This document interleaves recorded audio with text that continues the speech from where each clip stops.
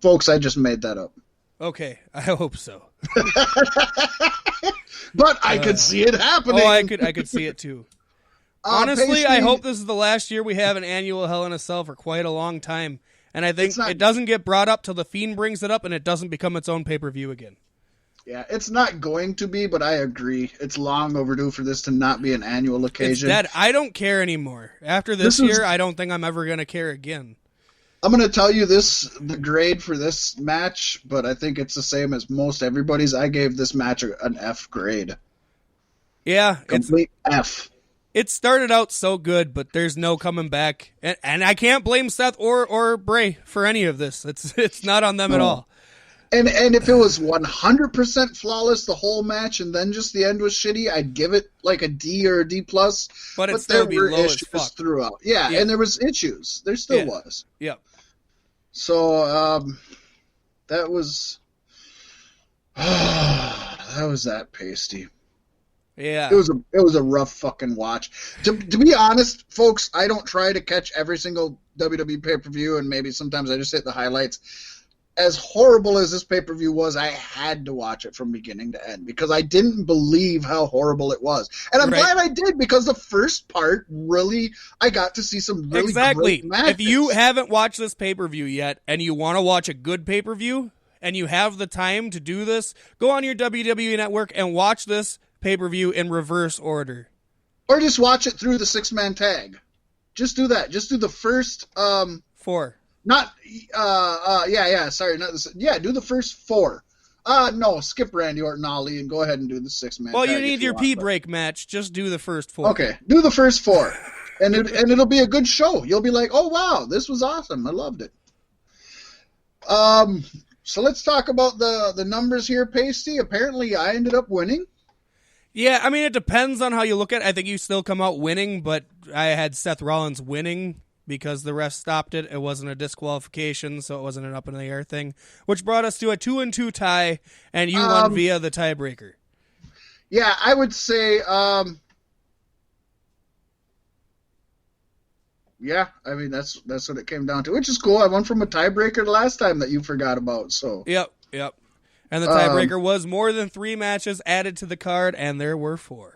Actually, I checked, and last week I didn't listen, but written down we had more than 2 matches added to the card. But either way, there was 4 matches added to the card, so yeah, it doesn't really matter. So the final score was Mac 3, me 2. You also? Yes, me too. Hashtag. Okay. Hashtag. Us as well. Hashtag us as well. Yep. Show grade, Paystee. What did you give it? I think we said already, but I gave it a D, man. I gave it a D. I wanted to give it an F, and then I went back through and I thought about the first few matches, and I said I can't give this show an F. We've never given a show an F, and if any show deserved it would be this. But I have a feeling the show that's going to get the F is coming up on October 31st. That's right. They booked Crown Jewel for Halloween. The stupid fucking assholes. Paystee, I also gave this a D, and just for the fact that I figured the match was fucked, so I might as well just give it the D to begin with, right? Yeah, yep. Don't leave a fucked bitch sitting there holeless. And like I said, it could have been a perfect card, and the Fiend match would have still brought it down to a D in my book. So that was my joke, but I am going to explain. I am going to explain myself. It would have been actually, it still would have stayed an F if it weren't for Becky Lynch and Sasha Banks' Hell in a Cell. They gave it out of the F, and then with the tornado tag and the women's tag, it brought it up to an actual D and not a D-. But if it wasn't for Sasha and Becky, I would have kept it at an F. Those other 2 matches weren't enough to bring it up from an F. All right. I can agree with that. I can agree with that. I thought long and hard about it, too. I had an F on there for a while, and I'm like, I can't. I had an F, then I had a D-, and then I was like, no. I almost gave it a C for a minute, too, because I'm like, almost half the matches were okay. You know what I mean? But the finish of your main event in a character you've built up flawlessly to this point, it's very unforgivable. Well, and to be honest, you have to knock them for having 50% of the matches unadvertised, unbuilt, no story. Like, that's shitty, too. And you could have done some cool surprise shit. It's Hell in a Cell, you know? You could have done some weird random shit, and they chose to just throw random stupid shit. So basically, we've spent an hour on this. Or as Vince would this, call it, such good shit. We spent an hour on this, which is a little longer than well, we got some more time to spend on it, as we've got a bunch of reactions from the show. First of all, match of the night, we both gave it Becky Lynch, Sasha, right? Yes. All right. So let's just go back and forth, you and I, on various reactions, because no, this wasn't just Paystee and I, and this wasn't just the quote unquote internet wrestling community. Everybody had something to say about this shit. Paystee, I'll let you start out, and we'll just go back and forth about various reactions. All right. Well, during the event, everybody's favorite yeast infection patient, Sean Waltman, a.k.a. X-Pac, was on the WWE Watch-Along show. Yeah, that's a thing, and nobody watches. And couldn't contain himself as he watched with befuddled ire at the disqualification finish. He said, "You may not ask me back for another one of these, but how the hell do you get DQ'd in a freaking Hell in a Cell? Hell in a freaking cell." And we should mention that watching it through the video, they did end it as if it was a DQ. It wasn't specified that it was a referee stoppage, which I guess it technically was, but it came off as a DQ finish, correct? Right, yeah. Either way, it's wrong, right? Mm-hmm. Hell in a Cell, you can't have referee stoppage. No. People have damn near died for Hell in a Cell. Ask Mick Foley. Exactly. Yeah, at least they gave former Rikishi WWE a Tag hay Team truck. Champion Shad Jaspar. Why the fuck was there a hay truck, Fat Mack? Right? Chad Jaspar called the finish BS on Twitter, adding, "When wrestling becomes for the audience of one, the fans suffer. When talent can't turn their own volume up without the fear of being put in catering hell, the fans suffer. When creative just wants to keep the job so they keep quiet, the fans suffer. Wrestling suffers." And he's talking about Vince McMahon. Yeah, obviously. Ryback also weighed in, pointing out that the fans now had a choice to watch AEW, tweeting, "You guys now have the option to not tune in and watch on Monday," Ryback said. "Hit them where it hurts. Watch Wednesday on TNT from 8 to 10. It's not rocket science, and you can show at WWE what you think, not by complaining, but simply moving to a new brand." Although everybody knows that this AEW is having very little to no effect. Right. But AEW is having very little to no effect on Raw and SmackDown. It only really affects NXT. True, but that is if the people who voice themselves on the internet, if they follow through like a certain Fat Mack has, WWE would pay attention. Now, Speaking of AEW star and Fat Mack favorite Nyla Rose took a sort of tongue-in-cheek look at the situation. She posted on Twitter, "Damn, people so mad about what happened, I thought I was in the match." Which is just perfect that she just owns it. I love that. She does. Oh, the AEW crew has been on a rampant interview tour. I've watched quite a few of them. She's a good talker, and I'm looking forward to seeing more of what she has in store. She's awesome. My favorite tweet of the week came from Brazzers. They tweeted This is my favorite also, Paystee. "Hey WWE, let us know if you need advice on how to craft a logical and coherent storylines with satisfying finishes. #HIAC. Oh, it's so good. They got satisfying finishes, that's for sure. Yeah, that was awesome. Yeah.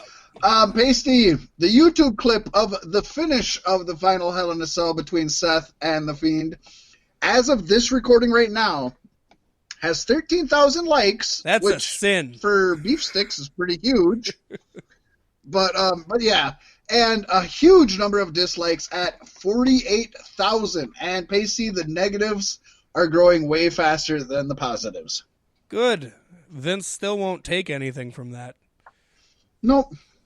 And do you think WWE WWE even would do? had to delete their tweet Monday announcing Wyatt versus Rollins for Survivor Series because of all the negative responses it garnered in less than a day. Oh, they're all over social media. That's their thing.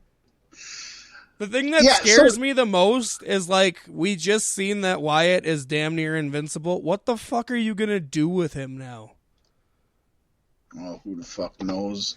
Unless they spin it. I guess you could spin it to where Rollins did enough head damage to Bray that the Fiend goes away for a while. And Bray has to stand on his own feet, and then eventually the Fiend will come back.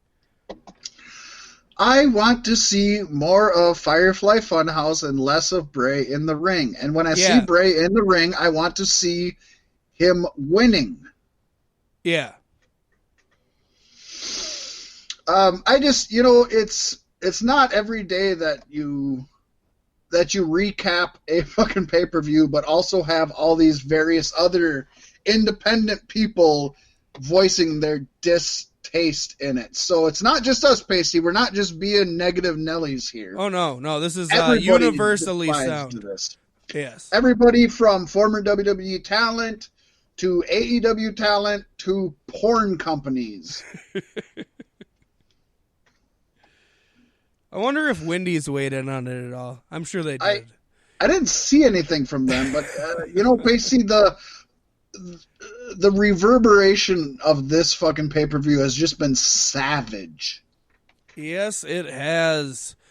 So savage, in fact, we have to bring you right into this week's Savage Sentinel. And we got quite a bit to go through today. Yes. Starting out with some sad news and a continuation of the Hardys versus Personal Demons rivalry. Jeff Hardy was arrested last Thursday in Moore County. Shannon Moore, that is, North Carolina.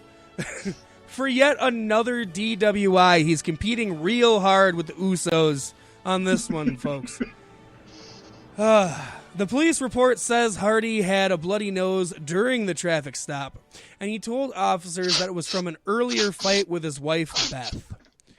The police report also noted that Hardy was stopped by Carthage police after receiving a tip about a careless and reckless driver around 8:40 p.m. Eastern Time on Thursday, October 3rd. Officers located the car and found Hardy parked in front of a liquor store. Yeah. Hey, the car's parked. Comes back out and the bottle's already open. Hardy came out of the store and was carrying a case of beer. He got into the car and began driving while police followed closely behind him. They finally pulled him over after he was seen weaving badly in his lane. The officer noticed what looked to be dried blood on Jeff's nose during the stop. He asked him what had happened. The report states the driver had... Right. I was just gearing up for my match with Sting.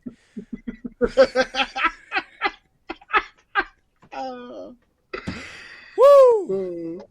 The report states the driver advised him that he and his wife got into a fight. Hardy admitted to taking 2 shots of vodka earlier in the night, and he ultimately admitted to being impaired. Okay, so if Jeff Hardy is impaired, it was more than 2 shots of vodka. Yeah. No offense, because even if I quit drinking for a year, it's going to take more than 2 shots of vodka. Well, maybe for me to be he impaired. injected it into his veins. Maybe he took it anally. They say that it absorbs faster. Cops also say Hardy bombed the field sobriety test and was uncooperative when asked for a breathalyzer or blood sample. The officer ultimately got a search warrant from a judge to extract a blood sample from Hardy, so EMS was summoned to draw it. What a fucking shit show. You really got to get a warrant? You're already fucked, Hardy. You know. No, Come you on. can't. I'm not going to breathe in that. You can't take my blood. Well, you think he's going to let you go at that point? No. No shit. Oh, well, okay. If you don't want to give a field sobriety test, then just fucking head on your way, buddy. I'm sorry. Hardy was booked for driving while impaired and driving on a revoked license. If you remember back in March, the charismatic Enigma was hit with